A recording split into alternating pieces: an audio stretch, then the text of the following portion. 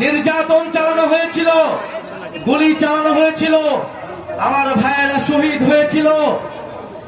এখানে বক্তব্য রেখেছেন শহীদ সজলের মা, যাকে পুড়িয়ে মারা হয়েছিল নির্মম ভাবে ফ্যাসিস্ট স্বৈরাচারী সরকারের দোসরেরা সারা বাংলাদেশে ঠিক এইভাবে আমাদের ভাইদের উপরে নিপীড়ন চালিয়েছিল।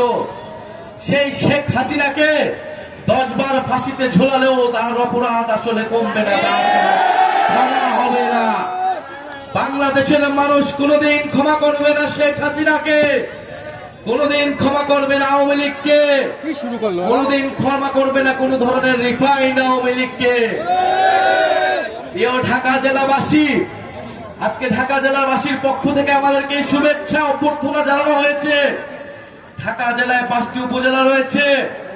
আমরা মনে করি এই উপজেলাগুলো থেকেই আগামীতে ঢাকার নেতৃত্ব তৈরি হবে। এই উপজেলাগুলো নানা ধরনের বৈষম্য এবং বঞ্চনার শিকার হয়েছে দীর্ঘদিন ধরেই। আমরা সাভার উপজেলার কথা জানি, ধামরাই, দোহার, নবাবগঞ্জ, কেরানীগঞ্জের কথা জানি। আমরা মনে করি এই 5টি উপজেলা অনেক সম্ভাবনা রয়েছে, শিল্পাঞ্চল গড়ে তোলা সম্ভব, শ্রমিক অঞ্চল রয়েছে এই সাভারেও। কিন্তু শ্রমিকরা নানা কারণে এই আন্দোলন গড়ে তুলে, কারণ শ্রমিকদের ন্যায্য মজুরি দেওয়া হয় না।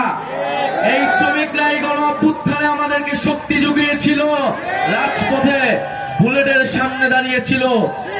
আমরা সেই শ্রমিকের ন্যায্য মজুরির জন্য লড়াই করতে চাই। আমরা সাভার, আশুলিয়া সহ পুরা ঢাকা জেলাকে চাঁদা মুক্ত জেলা হিসেবে গড়ে তুলতে চাই, সন্ত্রাস মুক্ত জেলা হিসেবে গড়ে তুলতে চাই, দুর্নীতি মুক্ত জেলা হিসেবে গড়ে তুলতে চাই।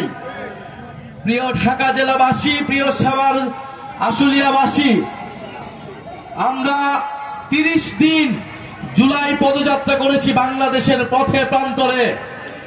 আমাদের বিরুদ্ধে নানা ষড়যন্ত্র হয়েছে, নানা প্রোপাগান্ডা হয়েছে,